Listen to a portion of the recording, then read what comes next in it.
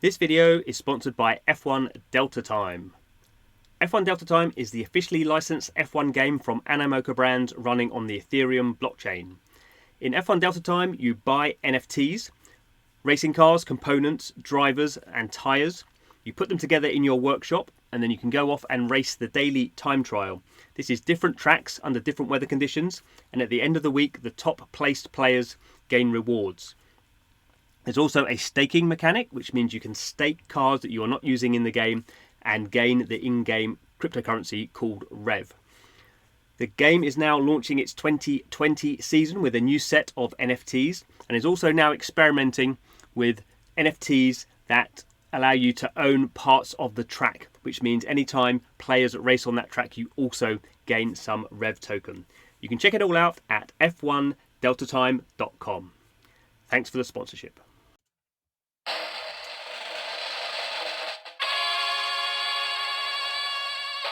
Hello and welcome to Blockchain Gaming World episode 84. I'm your host, John Jordan, and joining me this week is Andrew Steinwold, who runs the much more professional Zima Red podcast, all about the esoteric world of NFTs. How's it going, Andrew? John, thanks so much for having me. It's going great, and I would not say that I'm more professional. I think you do an incredible job with this podcast, and also your YouTube videos are just phenomenal. So thank you for Lovely. that compliment. Okay. Well, it's interesting. So I kind of thought, you focus much more generally on NFTs this year, and you've done these like really in-depth podcasts. I think you did one with Pranksy that was like 2 episodes long, about 2 hours, 2 hours long in total or something. So I thought it might be good to get your perspective from obviously you cover the gaming side as well, but you take a much broader perspective. So how's it gone, 2020 for you? Yeah, no, I mean this year has just been, I think, completely crazy in a good way for NFTs, and I think we really saw a lot of people that weren't necessarily deeply involved, especially towards the end of the year.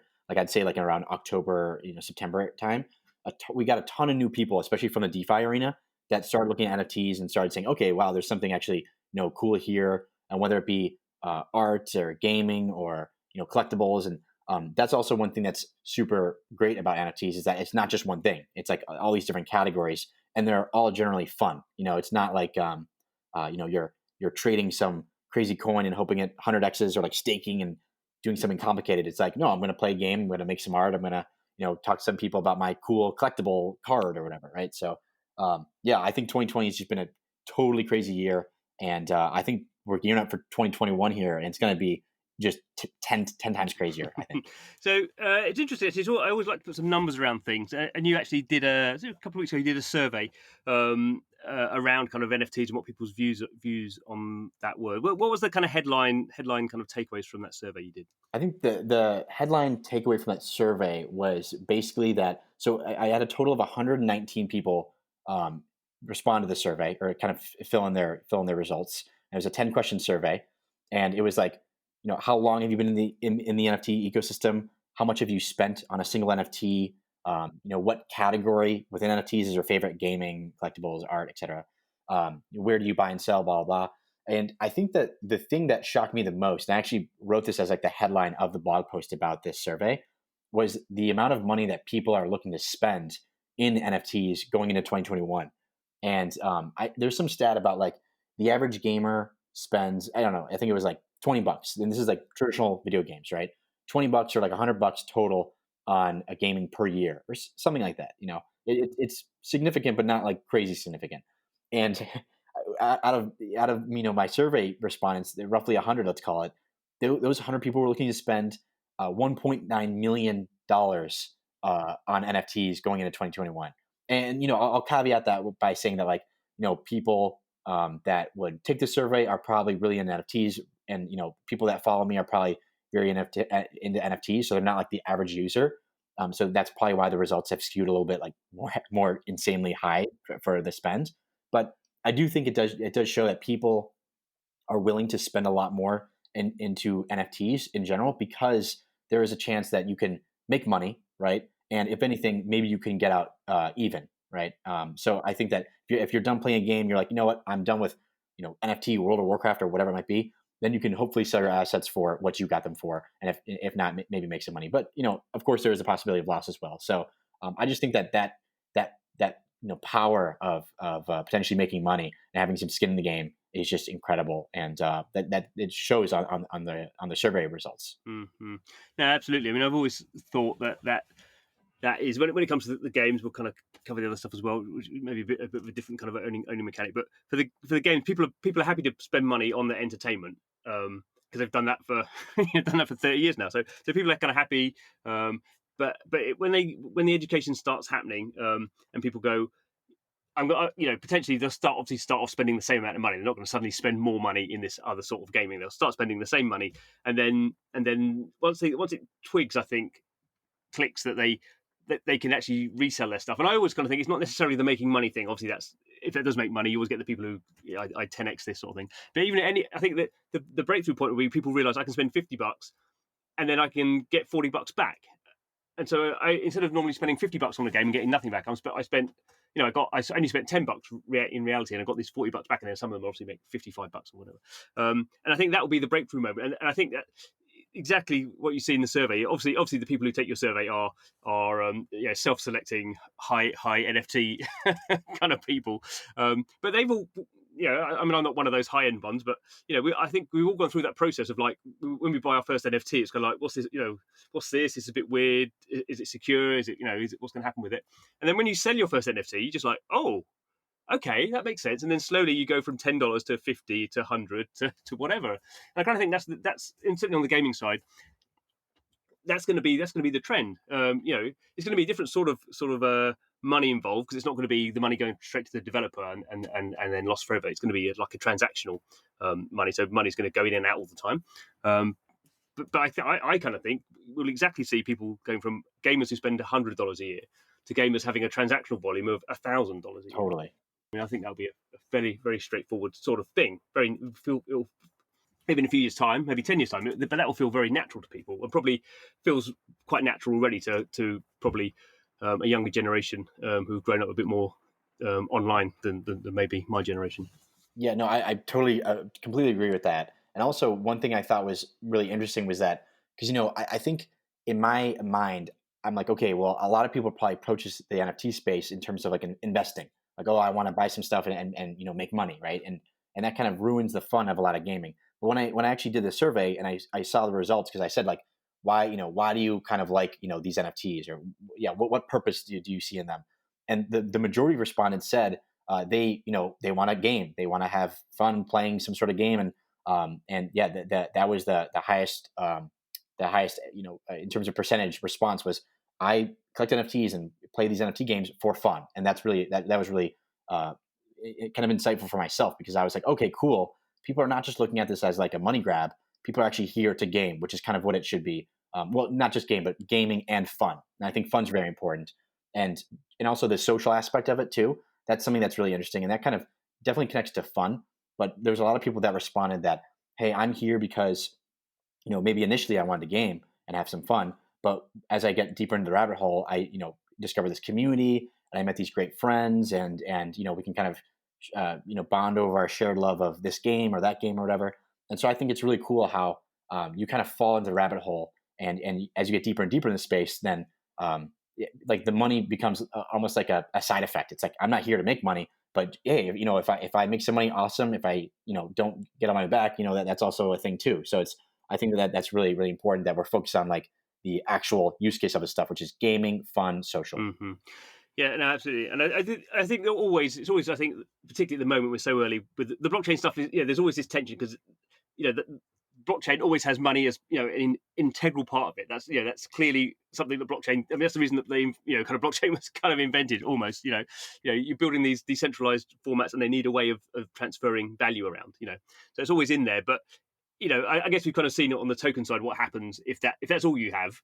Then it becomes quite a toxic, horrible environment, and everyone's shouting at each other, and you're not the right coin, and blah blah blah. Whereas if you have that as part of something that has more kind of community anyway, I think that's as I see it for gaming that you can start building all these other things, identity around stuff, or I've played loads of games where I've had characters, and then I stop playing the game, and then that character's dead because it was sitting on a server somewhere, but I can't do anything with it. Whereas these characters, you can potentially you just have them in your wallet and kind of show them off. Potentially someone builds another game that you can put them in. I mean, I think that stuff is a decade down the line. That's a long way off, but I think the potential around this digital ownership, and really we shouldn't use the term NFTs anymore. Really, I think it's just digital objects.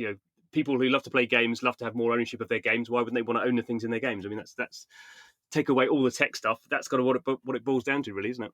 Yeah, no, 100%. I think like the big revolution here is digital property rights, and that's basically what blockchains are. It's just you can now own your stuff in the digital world. And if you look at like the physical world, no one's gonna walk into my house and like take my computer. They could, but then I could call the police and I could say, hey, I just got this computer taken from me. Can you go catch the bad guy? And they would go catch the bad guy, right? And so like, but if for our digital lives, Facebook, Twitter, Zoom, whatever, if the developers or the founders or whatever, they decide, hey Andrew, like we're cutting you out, like you tweeted like screw Mark Zuckerberg and you're out of here. And then they can just do your account and all your stuff in it. Like let's say I had some digital items in there. That sucks, right? Like that shouldn't be the case. And that really having no property rights in the digital world makes you a little bit hesitant or more hesitant to really want to step in and go like full force. And that's why I think that full force in the sense of just like time, dedication, effort, and money, essentially. And so I think that by having these property rights, people are like, you know what? Oh my gosh, now I can really dive deep and like put my full energy towards something because I know it's not for nothing. Absolutely. So we kind of covered off the game stuff. I mean, I guess if people have listened to my podcast before, they probably have an idea of that. Let's go into something a little bit more different for this podcast, at least, and where you have a lot of expertise. So you've been talking to a lot of these, particularly these art whales. So names like kind of Pranksy and Whale Shark were not particularly people that I knew 6 months ago. They've certainly come into kind of more prominence as the NFT thing has grown. What have you found from talking to those guys? Are they are they very odd individuals who just are singular, or are they just are they showing the same sort of trends as that us mortals are kind of experiencing? We're just getting more into the space. Yeah, no, really good question.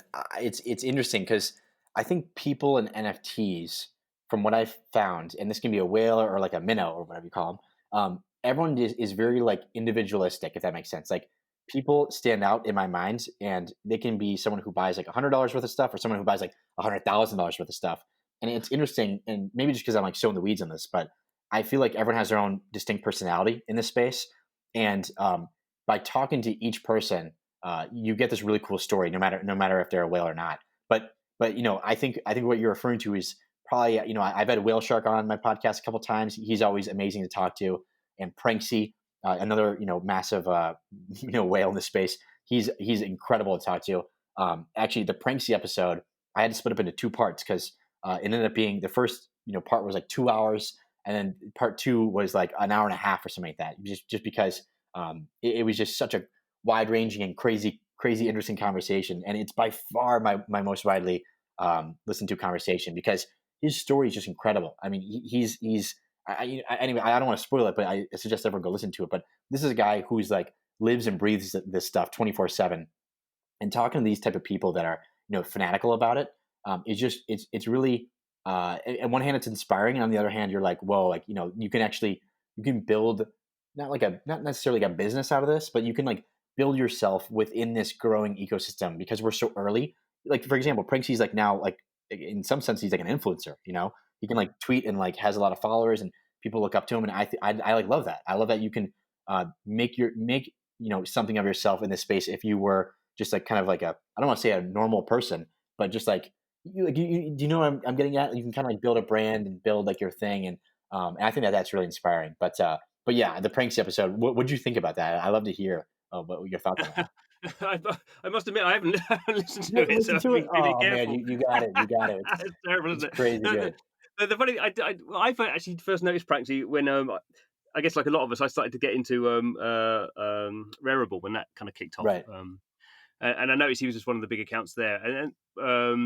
But then I looked back into my history and I realised that at the start of the year I'd actually bought a CryptoPunk off him. Oh, no I way. didn't know who he was then, so it's kind of he sold it. If I'd actually looked, I would have seen that he doubled his money. Yeah. on my Yeah. Of course. that's how he did it. Yeah. But it's kind of they seem. I guess what's interesting is that I guess there are people in that space who are big collectors who just sit in the sit in the sidelines and just kind of like, I'm a collector. And whereas these guys, they're kind of like pseudo anonymous, and they kind of they're building a narrative around that they're collecting. As you say, they all have a story, and it's, I guess, some of them it's a bit more formalized. So for Whale Shark, he has his token, doesn't he? His whale token, and that's kind of the idea is the whale token is like a share in his NFT portfolio sort of idea, and there's different kind of use cases you can have for that token. The only one of those guys I've spoken to is Meta Kovan, who bought the F1 Delta Time stuff. So that was an interesting podcast. And that was in some ways that was interesting because he came across as very genuine, but equally he did come across as someone who kind of got into the space a little bit accidentally. I think sometimes we think of these people as being having like much deeper knowledge than anyone else, and that wasn't really the case. He was interested in the space. He'd bought a few things in his case. He'd bought a few things in Decentraland. He'd bought quite a lot of Decentraland land, but he didn't really know a lot about certain projects. He didn't know a lot about F1 Delta Time before he spent what it was, 416 ETH on a car. I mean, obviously these people are wealthy. And I think he's like a tech entrepreneur. Got the impression. So the money is not the issue for them. It's the interest. Yeah, and I think going off that, I think it's really cool that these people, like everyone in general, like when they find something that they like, they kind of go really deep into it, and I think that that's really cool. And it kind of speaks to like going. I mean, I keep harping on this, but like the property rights thing, where like they feel secure. So it's like, hey, I'm spending this money, and maybe I might lose it or whatever, but at least I own this thing, and it's not like at any time they can delete. So I think that goes back to that. And yeah, and also just talking about like Whale Shark. I mean, I think his idea. Yeah, just speaking of innovation in this space more broadly. So Whale Shark, huge NFT collector, right? Like really prolific and just a great person overall. And he decided, hey, I'm going to launch a social token which is connected to my NFT portfolio. So it's like the Whale Vault, and he holds all his NFTs in there, and like the coins like connected to the vault to somehow or whatever. And okay, so that's really cool, right? And I think it's great that people are coming up with interesting mechanisms to not promote the space, but just kind of increase their own value and increase other users' value as well. Because in theory, if you're holding some whale token, it's kind of like, I guess, kind of like a quasi ETF of like NFTs because you have some exposure. And then also talking about Rarible, I mean, talk about good timing. This summer was like all about DeFi, like DeFi, like governance tokens, all this stuff, and everything's going crazy. And then Rarible, exactly the perfect timing, because they went from a rather small player on the NFT exchange place to one of the more dominant players in a matter of like a few weeks, right? Which is incredible. And they did that all because of their Rari governance token, which is basically they rewarded users for trading on their platform. And that was like just a genius move, incredible timing, and it skyrocketed them to the top, one of the top players. So I think that the pace of innovation in NFTs, whether that be like DeFi related stuff or like NFT related stuff, I think it's just incredible, and it's really, really inspiring. Yeah, no, it is. And I guess it was interesting that. Well, I was making notes as you were talking there, and I think it's interesting that at the moment, it may not always be the case, but at the moment there's a very synergenic thing. It's not because it's not a zero sum game. It's not like someone sells something for a lot of money and he's like, oh, I've got all this. I did a really good deal there, and some suckers bought my bag, sort of thing. It's very much like. Totally. Obviously, there is some degree of that. For every seller, you need a buyer, and that is obviously different opinions on the value of the asset being bought and sold. But generally, it still seems to be a much more synergetic thing. No one knows what the value of these things is in the long term. But there's buying and selling, and some people kind of want things more than other people do, and that's how they sell them on. And there's an interesting guy. He was the Nifty wallet, who had a lot of CryptoPunks, and he started selling. Don't know if it's he. They started selling some of their CryptoPunks off, and then halfway through they got cold feet and just thought, I think these are going to be worth a lot more. Be worth a lot more in a few years' time, and stop selling them. So it's kind of interesting, the whole dynamics of this kind of thing playing off. But yeah, it's. I always mention that like one thing I love about NFTs is how social they are, and unlike in mainstream crypto, you're not dealing with an order book. You're dealing with a person. And so you have to talk to them. You have to, be friendly. Like, you have to, get to know them. I mean, you don't have to do these things, but it's fun, right? It's like, I want to know, I want to meet people. I want to hear their story. I want to hear why they like, the asset that they're selling or why they're selling it.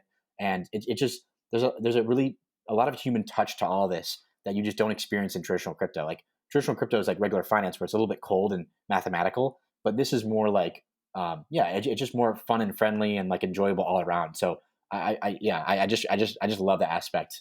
And you talking about that made me think about that. So has your kind of personal attitude kind of changed? You know, have you started collecting in a different way? How do you interact with NFTs on a obviously we've I guess we've got our professional sort of little hats, but has that changed on a more personal level? I say I'm trying to be more in my NFT collections. I'm trying to be a little bit more um, kind of research driven. I don't really want to go willy nilly because there are so many projects now that I really try to find great projects. I try to talk to the founders, get a feel for them, get a feel for their personality, see what their motivations are, and then really dive into the product itself. Like just getting your hands dirty, using the product, and asking yourself simple questions like, "Is this fun? Like, am I having an enjoyable time?" Right?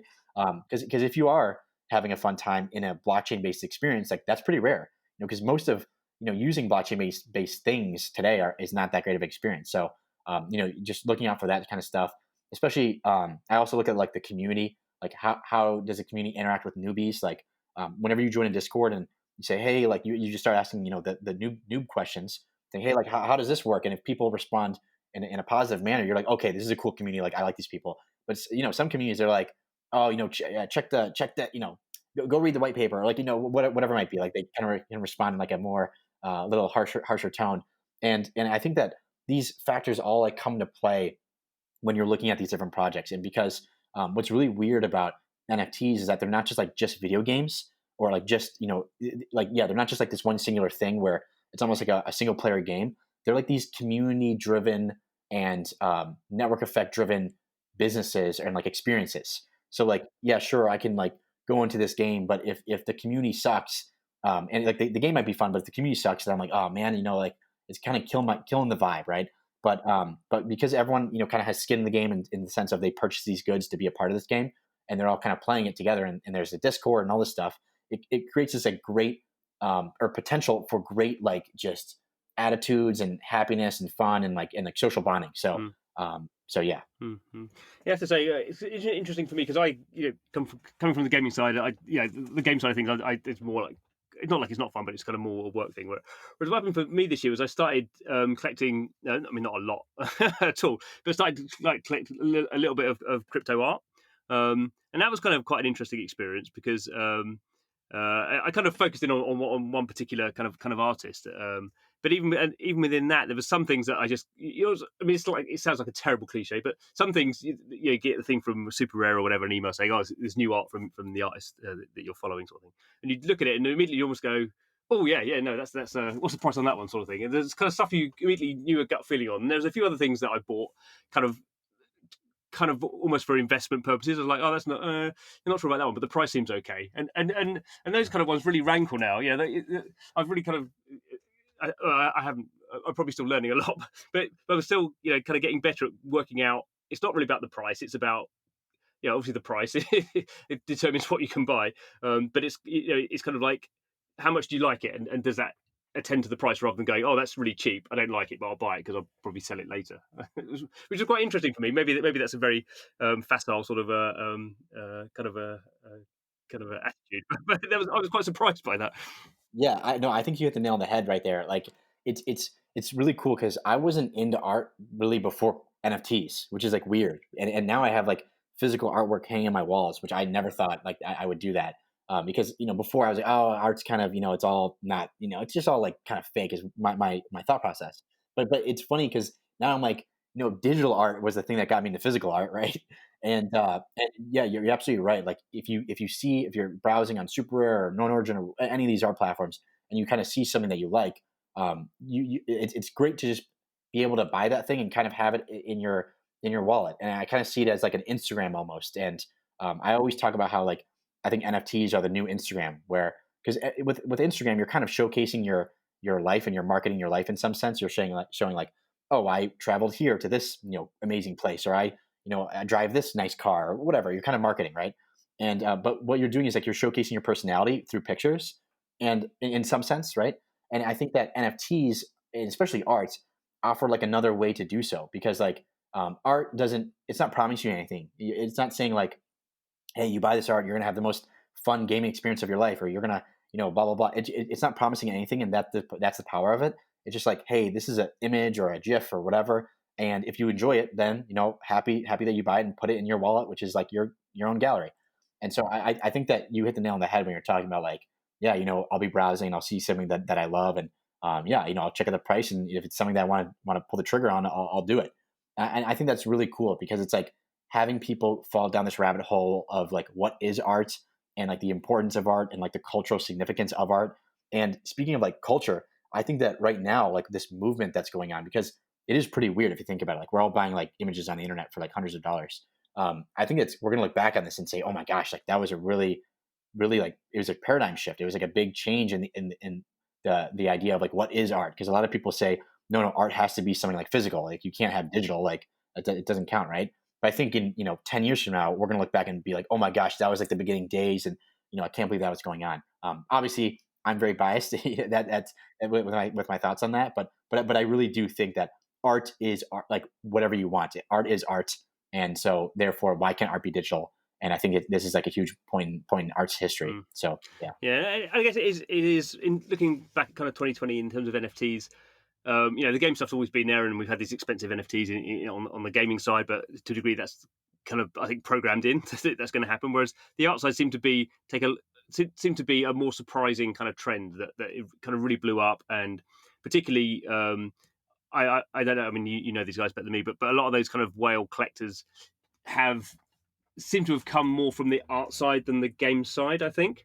Maybe I'm wrong on that, but I guess there's the land stuff as well. The kind of decentralized land stuff seems to have attracted them on the investment side as well. But they seem to be quite happy spending six figure sums on digital art. That seems to really float their boat. Yeah, I think, okay, so this is kind of a broad thesis. Humans are designed to seek status, right? Like ever since we've been in like tribal era, with our stone tools or whatever, we want to be the tribal leader, or we want to be near the tribal leader, or just have a sense of status because that helps you out with survival in the tribe. So I think that there's some like evolutionary design in us that helps us want to seek status, right?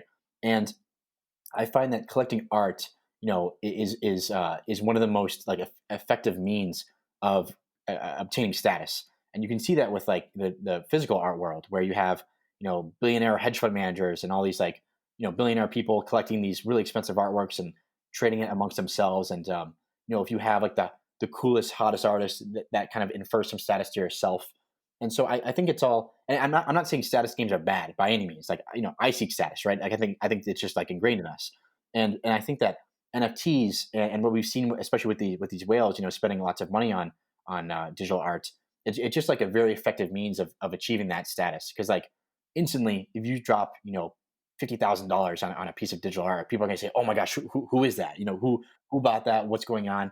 And the artists themselves kind of becomes it looks great for them too, right? Because they just sold this incredible piece of art for 50K, right? They're super pumped too. So it's like this kind of circle of people helping each other out. I mean, helping each other out in terms of status, because everyone's happy, everyone's amped, and it increases everyone's status. But also, it just like no one's hurt in the process. Like it's not like because someone purchased that piece of art for that much, like someone else is hurt. You know what I mean? Which is unusual in like when you're trading stuff. So I think it's great. I think it's awesome that these people are spending these amounts on art, and I hope it continues. I think it's going to increase actually, and yeah, I think that in again 10 years time or something like that, people are going to look back at these art portfolios and be like, oh my gosh, like they had a they had a Josie, or they had a Joy, or they had like a Hackatao, like oh my gosh, like incredible, like so cool, right?